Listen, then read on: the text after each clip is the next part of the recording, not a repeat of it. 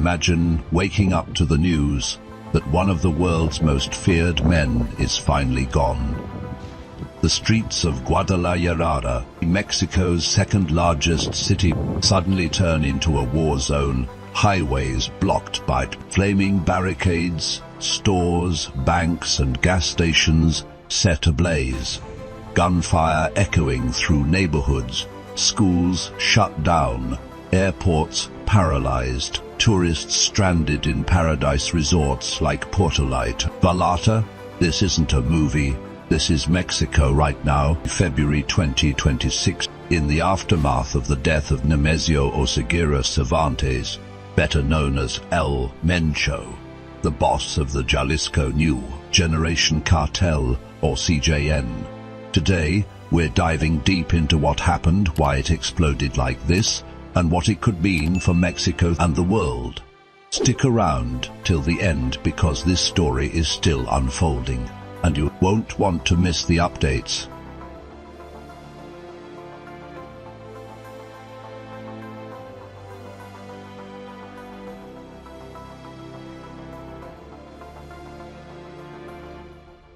For over a decade, El Mencho was Mexico's most wanted man. Born in 1966 in a poor rural area of 𝐌𝐞𝐱𝐢𝐜, he rose from avocado farmer to one of the deadliest drug lords in history. He co-founded the CJN around 2007 after breaking away from other groups. Under his command, the cartel became a powerhouse, trafficking massive amounts of fentanyl, meth, cocaine, and heroin mostly into the United States, but reaching as far as Europe and Australia.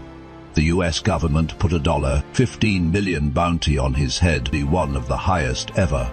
He was blamed for extreme brutality, mass graves, dissolving bodies in acid, public executions, even shooting down military helicopters. RPG's El Mencho wasn't just powerful, he was untouchable until the 22nd of February 2026. That Sunday, Mexican special forces with crucial intelligence support from the United States tracked him down. They followed one of his romantic partners to a secluded cabin in the mountains of Ataipalpa, Jalisco. A fierce shootout erupted. El Mencho was fatally wounded. He died shortly after while being airlifted to Mexico City. 6 of his top lieutenants were also killed in the raid. Mexican President Claudia Sheinbaum called it a major victory in the fight against organized crime. But taking down a kingpin rarely ends quietly. It often lights the fuse.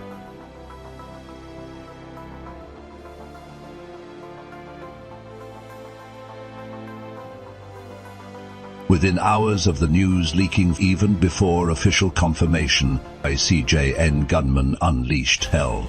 This wasn't random chaos. It was coordinated, military-style retaliation. They set up what Mexicans call narco bloqueos, burning roadblocks, using stolen vehicles, buses and trucks. Over 250 of these blockades appeared across more than 20 states, from Jalisco's heartland all the way to Tamaulipas in the north, Quintana Roo in the tourist south, and even Baja California on the Pacific. In Guadalajara, the city became a ghost town. People stayed locked indoors, businesses shuttered, public transport stopped. Videos showed armed men in tactical gear patrolling streets, other torching supermarkets, banks, OXXO stores, and Pemex gas stations.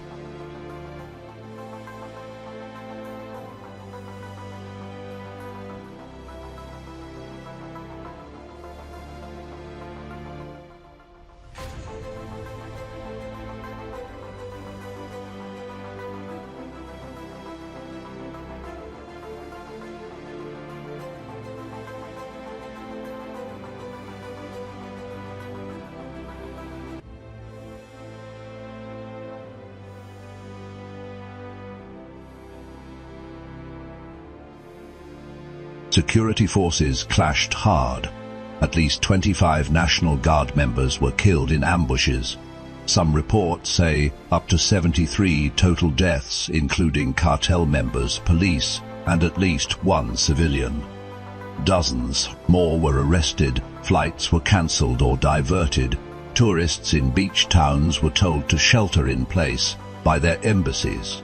The U.S. State Department issued urgent alerts. Mexico's economy, already fragile, took a massive hit in those first 48 hours.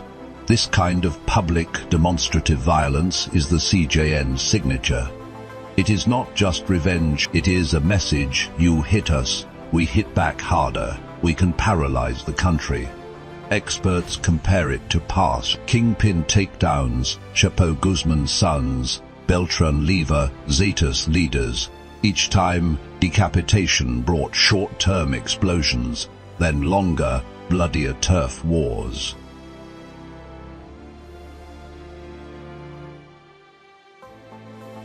So, is this the end of the CJN? Probably not. The cartel is huge, thousands of members, sophisticated finances, its own propaganda wing, even drones and armored vehicles. Mencho built a decentralized structure. His sons, brothers-in-law, and top commanders are still out there. A power struggle could erupt internally. Rival cartels Sinaloa, Gulf. Local groups in Michoac might see this as their chance to grab fentanyl routes, ports, and plazas. That could mean more tells, massacres, more displacement, more migrants heading north to the U.S. border. President Sheinbaum has deployed thousands of troops, 2,500, just to Jalisco, and insists calm is returning. By the 24th of February, many blockades were cleared, streets reopening. But analysts warn, flashy violence may fade, replaced by silent, targeted killings, the real grinding war.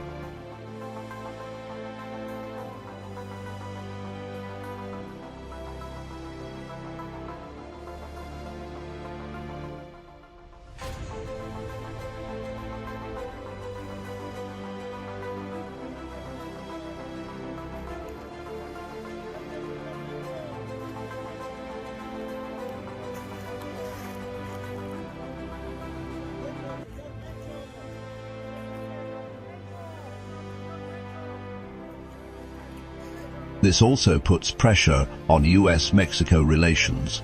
The Trump administration pushed hard for action on fentanyl. Now, with Mencho gone, will trafficking drop, or will fragmentation make things worse? Only time will tell.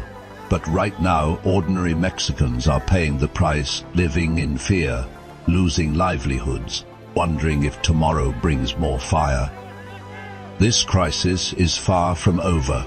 The death of Mencho is a historic moment, but it could unleash even darker chapters in Mexico's long war on cartels.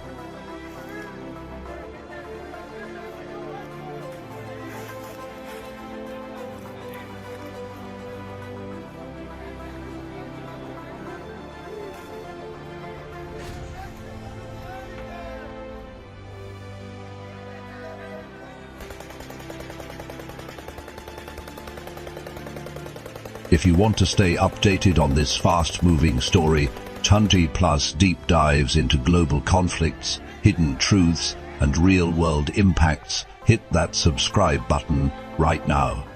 Turn on notifications. You never miss an update. We're posting daily breakdowns, maps, timelines, and analysis you won't find in mainstream headlines.